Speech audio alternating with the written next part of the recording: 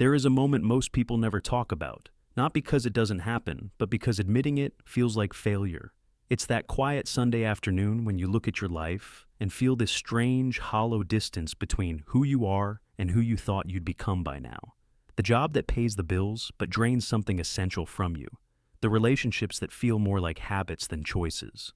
The version of yourself you keep promising to meet someday. Always pushed further into a future that never quite arrives. You scroll through your phone, you distract yourself, you sleep, you wake up, and the feeling is still there, patient, waiting, sitting on your chest like something unfinished. You haven't failed.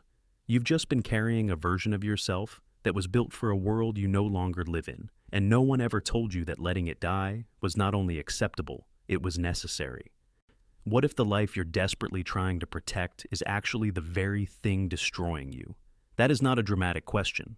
That is Nietzsche asking you, across more than a century of silence, to finally look at what you've been calling stability, and ask whether it is peace or whether it is simply the absence of courage.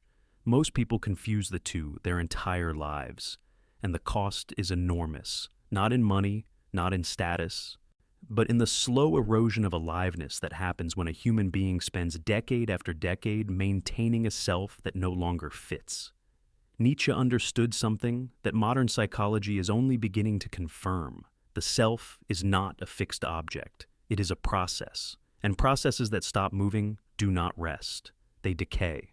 Friedrich Nietzsche wrote something in Thus Spoke Zarathustra that most people read once and forget because it sounds poetic, but doesn't immediately feel practical. He said that man must surpass himself, not improve, not optimize, surpass. The difference is not semantic. Improvement assumes the foundation is sound and only needs refinement. Surpassing assumes that the foundation itself may need to be abandoned entirely, that the next version of you cannot be built on top of the current one, but must grow from something deeper, something truer, something that the current you might not even recognize yet. This is the philosophy at the center of what Nietzsche called the Übermensch, often mistranslated and misused, but at its core simply this: the human being who takes full responsibility for creating their own values, their own meaning, and their own transformation, without waiting for external permission, without hiding behind inherited identities, without needing the approval of a crowd that never truly understood them in the first place. The reason this idea feels dangerous to most people is not because it is extreme, it is because it is honest. We live in a culture that rewards consistency above almost everything else. Consistency in career, in personality, in relationships, in beliefs. We are taught from a very young age that changing your mind is weakness, that reinventing yourself is suspicious, that the person who walks away from what they built is unstable or ungrateful, or simply running from something. Nietzsche would call this the herd mentality, not as an insult, but as a diagnosis. The herd needs its members to stay predictable because predictability creates safety for the group. But safety for the group and growth for the individual are not always the same direction, and pretending they are is one of the great deceptions of collective life. Every time you suppressed a desire to change because someone in your life needed you to stay the same, you paid a price. The account where that price is stored is not empty. You carry it in your body, in your exhaustion, in the specific quality of your restlessness at 3 in the morning when the distractions have run out. Nietzsche also wrote about what he called the will to power, and almost everyone misunderstands it. It has nothing to do with domination over others. It is the drive toward self-overcoming, toward the expansion of your own capacity, toward becoming more of what you most deeply are, all even when that means destroying what you most carefully constructed. Think about the caterpillar, not as a metaphor for hope, because that framing is too comfortable. Think about it honestly. The caterpillar does not upgrade, it dissolves. Inside the chrysalis, the body of the caterpillar breaks down almost entirely into a kind of biological soup before reassembling into something that has no use for the life it lived before.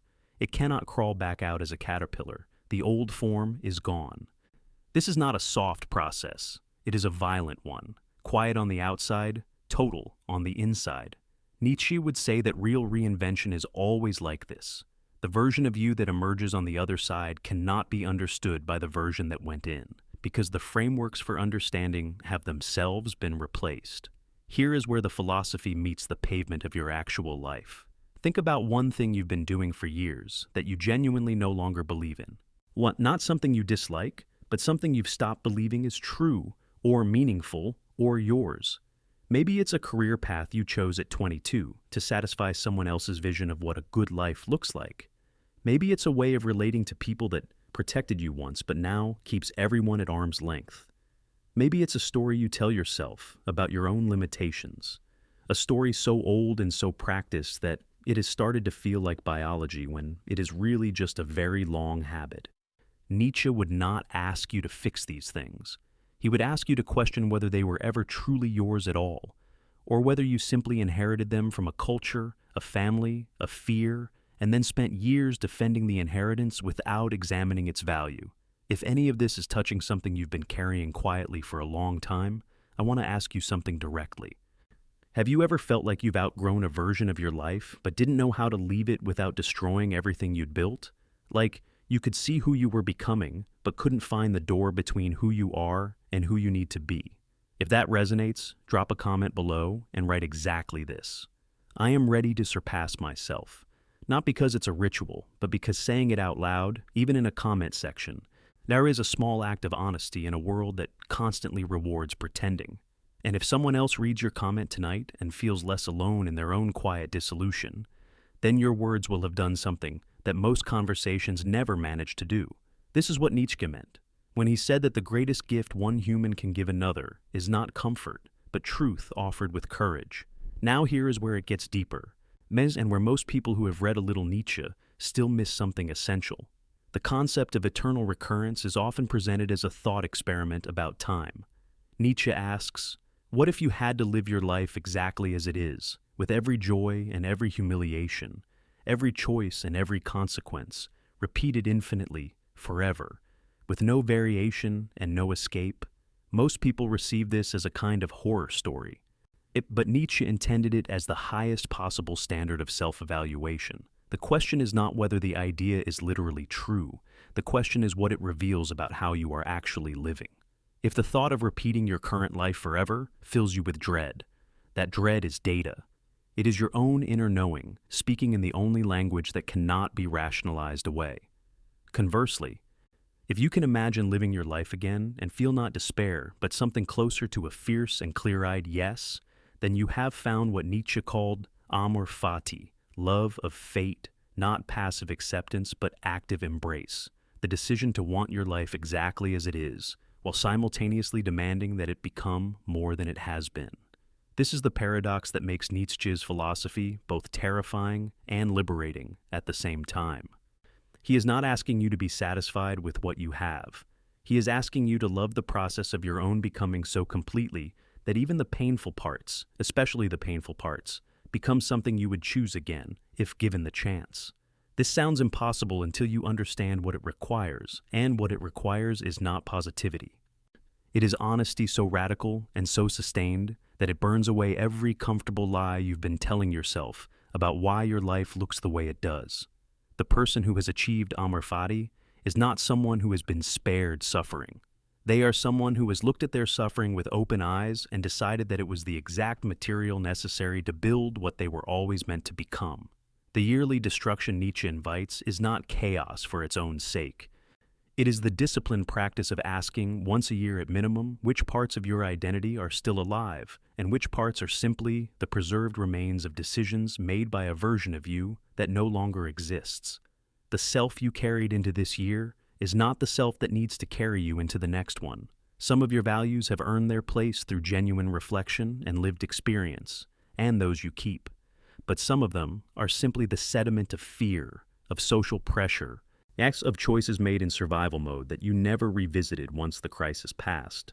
Nietzsche called the failure to make this distinction the slave morality, the tendency to organize your entire inner life around what you are trying to avoid, rather than what you are trying to become. The free person, in Nietzsche's vision, does not live against something. They live towards something, even when the destination is not yet fully visible. Even when the path requires leaving behind people, habits, old and identities that once felt essential. There is one final layer to this, and it is the one that separates the people who read Nietzsche and feel inspired from the people who read Nietzsche and are actually changed. Nietzsche did not believe in the transformation that happens in the mind alone. He believed that the body carries truth in ways that thought cannot fully access. When he wrote about the great health, he meant a vitality so complete and so honest that it expresses itself physically. Oh, in how you move, in how you speak, in the energy that enters a room with you.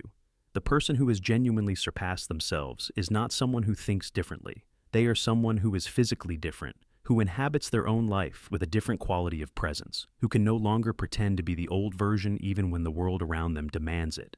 This is the transformation that lasts, not the one born from a weekend of inspiration, but the one forged in the slow, sometimes painful, always honest process of refusing to perform a self that has already died. You made it to the end of something most people will scroll past, and that matters. If this reached something real in you, if it named something you've been carrying without language for it, then do something simple. Press the like button, not as a favor, but as a signal that this kind of conversation deserves to travel further. To find the person who is sitting alone right now in the same hollow Sunday, feeling you might recognize from the beginning of this video. One honest click is enough to make that possible. And if you are someone who wants to keep doing this work, who wants to keep looking at your own life through lenses that sharpen rather than comfort, then subscribe to this channel. Every video here is built for the person who is done pretending that everything is fine and ready to ask harder questions.